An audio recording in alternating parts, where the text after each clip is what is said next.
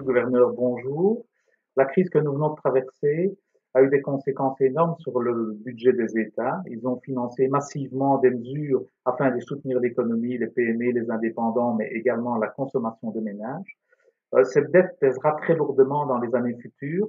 Et je me posais la question de savoir si, au niveau européen, on ne pouvait pas trouver des mesures afin d'alléger cette dette des États, soit en faisant fonctionner la planche sablier ou avec d'autres mesures qu'on pourrait imaginer avec une certaine créativité. Je vous remercie de nous éclairer sur le sujet.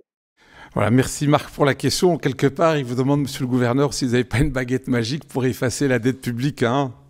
Oui, alors je crains qu'on n'ait pas de baguette magique et je ne suis peut-être pas favorable à trop d'originalité en la matière. Il faut savoir qu'on intervient, aujourd'hui on intervient massivement pour que en fait, les conditions de financement des États restent favorables. La Belgique, pour l'instant, peut s'endetter à 10 ans à des taux négatifs en nominal, mais corrigé pour l'inflation, c'est encore plus négatif. Et c'est effectivement lié en partie, mais en partie non marginal, j'ai envie de dire, au fait que nous achetons à peu près un tiers des dettes qui sont aujourd'hui émises par les États en Europe. Alors pourquoi est-ce qu'on le fait? Mais formellement, on a un objectif d'inflation. Cette crise va avoir un impact sur le niveau d'activité économique, qui va avoir un effet déflatoire à la baisse sur les prix. Et donc, on doit essayer de stimuler l'activité économique pour recréer des tensions, pour que les prix augmentent. Ça paraît un petit peu bizarre de le faire comme ça, c'est notre mandat de l'inflation, mais en fait, pour dire les choses simplement, il y a une coïncidence entre l'objectif de stabiliser une économie et de stabiliser l'inflation autour d'un objectif. Quand l'inflation est trop basse, on va essayer de stimuler l'économie pour recréer de l'inflation, mais en fait, le fait qu'on stimule l'économie est tout aussi important, voire aujourd'hui, même si ce n'est pas strictement notre mandat, le plus important. Et à cette fin, effectivement, on facilite l'action des États, en achetant massivement, hein, donc pour plusieurs, en fait plus de 1000 milliards, des dettes d'État, aussi des dettes d'entreprise, pour éviter, et il y a une séquence dans ce genre de crise, on doit d'abord éviter un effondrement des marchés financiers, puis on doit s'assurer qu'il y a un financement des États et des entreprises, c'est tous les reports aussi d'impôts, c'est les garanties qui ont été données aux banques. Et alors, à un moment donné, on arrive à des questions de solvabilité. Hein, c'était la question précédente, jusqu'où est-ce qu'il faut aider pour aider des entreprises ou des secteurs spécifiques. Alors, la dette va augmenter de 20% du PIB cette année-ci. On va passer de 100 à 120%. Donc ça paraît dramatique. Hein. En fait, on a 10% de déficit cette année. On a le PIB qui baisse de 10%. Mais 10 plus 10, ça fait plus 20%. Alors, ça, c'est dans un environnement où les taux sont très bas. Alors ça amène certaines personnes à dire, en fait les taux c'est négatif, il n'y a pas de limite, on peut investir autant qu'on veut, sky is the limit. Autant s'endetter. Autant s'endetter. Bon, ça c'est une vision extrême, il y en a d'autres qui disent non, un jour on va devoir rembourser ça, donc il faut être très très prudent. Moi mon discours a été le suivant, c'était de dire, il faut agir massivement pour éviter un effondrement de l'économie. Ça, il faut le faire. Et donc, moi, j'ai aucun problème à ce que la dette augmente de 20% cette année-ci, même si ce n'est pas agréable comme président du Conseil supérieur des finances que je suis. Mais voilà, il fallait agir. On n'avait pas le choix. On n'avait pas le choix. Maintenant, j'ai dit plus récemment, j'ai dit attention, il y a une limite. On a fait maintenant des projections. On s'attend à un déficit de 6% en 2022. Donc, ça veut dire qu'après 2022, la dette va augmenter d'à peu près 3% par an si on ne fait rien. À un moment donné, ça va poser problème. Alors quand? Il y a des gens qui disent que cette échéance est éloignée, d'autres qui sont plus prudents. En 2012, à un moment donné, on n'avait plus la confiance des marchés, alors ça va très vite. Les spreads, hein, donc le différentiel de taux entre la Belgique et l'Allemagne avait explosé, et on avait dû se financer à 500 points de base, donc à 5%. Ça, c'est pas du tout tenable. Alors, quand est-ce qu'on arrive à ce moment où la dette devient trop élevée? Ça dépend de beaucoup de choses, de la crédibilité de la politique qui est menée, est-ce qu'on a un gouvernement, est-ce qu'on n'a pas de gouvernement. Mais c'est un peu comme sur le sujet climatique. Si on ne fait rien, à un moment donné, ça va être la catastrophe. Quand? C'est difficile de le déterminer, mais autant il faut plaider pour une prudence en matière climatique et agir suffisamment vite. Faisons la même chose pour la dette, il faut agir suffisamment vite. Alors, suffisamment vite, ça ne veut pas dire qu'on va commencer à assainir l'année prochaine, on va devoir faire une pause.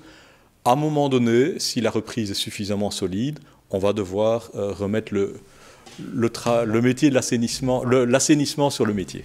Alors Pierre, on l'a bien compris, il n'y a pas de baguette magique. Par contre, et c'est vrai, tout le monde n'est pas économiste, on peut être entrepreneur et pas nécessairement économiste, on ne comprend pas d'où vient cet argent, on a l'impression qu'il y a un argent magique, parce qu'à un moment donné, on disait il faut financer la Sécu, il n'y a pas d'argent, le secteur hospitalier, enfin l'enseignement, et puis tout d'un coup, il y a un Covid qui est là, et c'est des tombereaux de milliards d'euros ou de dollars aux États-Unis qui tombent. D'où vient cet argent? Quel est le mécanisme qui est derrière? Alors, il y a l'image de la planche à billets qui peut donner l'impression qu'on imprime des billets et puis que c'est sans fin. En réalité, techniquement, quand on achète de la dette, ce qu'on fait, on transforme de la dette publique de long terme dans de la dette de banque centrale à court terme. Mais d'un point de vue consolidé, si on regarde le bilan de la Banque centrale et le bilan de l'État de manière conjointe, c'est comme si l'État s'endettait à court terme. Alors il s'endette auprès de qui? Au final, il s'endette auprès du reste de l'économie. Donc ces liquidités reviennent d'une manière ou d'une autre sur le bilan des banques ou des particuliers qui vont quelque part être la correspondance dans le système. Donc tout ça est effectivement un peu technique, mais au final, ça correspond simplement à l'endettement public de court terme. Alors, il n'y a pas de baguette magique, il n'y a pas d'argent magique, mais à amener cette dette, il y a quand même quelqu'un qui devra la payer. D'abord quand et qui va la payer à un moment donné? Et c'est la classe moyenne? Est-ce que ce sont les riches? Est-ce que ce sont les propriétaires? Qui va la payer un jour? Il faut bien payer quelque chose, il faut rembourser. Alors, la dette publique, comme l'État a une durée de vie qui n'est pas limitée, contrairement à des individus, on peut ne jamais la rembourser. En fait, moi, depuis que je suis adulte, la Belgique a une dette publique qui est proche, supérieure ou proche de 100% du PIB. Donc, on n'a jamais remboursé cette dette. Le problème, c'est qu'il faut s'assurer qu'elle soit soutenable. La plupart des entreprises vivent avec des dettes. C'est très rare qu'une entreprise dise « je dois rembourser toutes mes dettes ». Donc, il y a un niveau de dette qui est acceptable et un niveau de dette qui n'est pas acceptable. Et ça dépend aussi du niveau des taux d'intérêt. Si les taux d'intérêt restent négatifs, il n'y a pratiquement pas de limite. Mais on va vite arriver à une contradiction dans les termes. C'est que si les gens pensent qu'il n'y a pas de limite, ils vont s'endetter beaucoup. Ils vont élire des gouvernements qui poussent vers une dette excessive. Et à un moment donné, les gens vont dire « oui, mais là, c'est plus du tout tenable ». Et alors à ce moment-là, les gens vont exiger des taux d'intérêt plus élevés. Et on va vers un équilibre qui devient incontrôlable.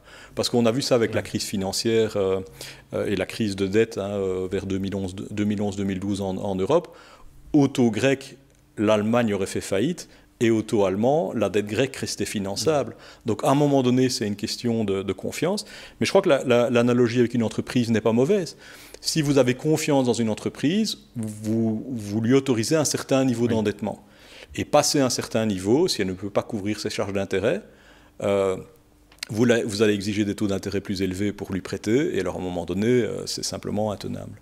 Mais donc en résumé, le Covid crée des dégâts, et on règle ces dégâts avec un surcroît pour le moment de surendettement. Oui, et donc il faudra, à partir de 2022-2023, commencer à réduire le déficit pour le ramener le plus vite possible vers 3%, ce qui permet de stabiliser la dette.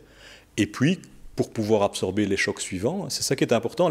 Les gens ne comprennent pas non plus qu'on a intérêt à se constituer des réserves quand la situation est bonne pour pouvoir gérer ce type de crise. Donc aujourd'hui, on constate que l'Allemagne et les Pays-Bas font plus que nous. Ben oui, parce que quand l'économie allait mieux, ils ont réduit leur déficit, ils ont fortement réduit leur dette. Les Allemands, aujourd'hui, peuvent se permettre des choses qu'on ne peut pas se permettre ou qu'on ne peut plus se permettre en Belgique. Est-ce qu'on peut imaginer que, la difficulté d'avoir un gouvernement en Belgique est liée au fait qu'à un moment donné, en 2022, 2023, il faudra peut-être prendre des mesures pas très sympathiques, pas très populaires, et c'est ce qui expliquerait que certains avancent à reculons, si je puis dire? Je pense que les problèmes sont plus structurels que ça. Je pense qu'il y a un vrai sujet, et ce n'est pas à moi de commenter l'actualité politique, mais je crois qu'on peut arriver sans que ce ne soit un scoop au constat qu'en Belgique, ça devient difficile de définir un projet commun avec une majorité stable.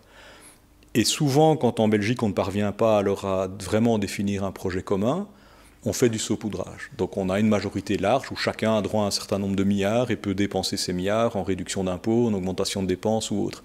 C'est vrai que dès le moment où ces marges n'existent pas, mais qu'au contraire, il va falloir faire des efforts, ça rend plus compliqué le fait de former une coalition.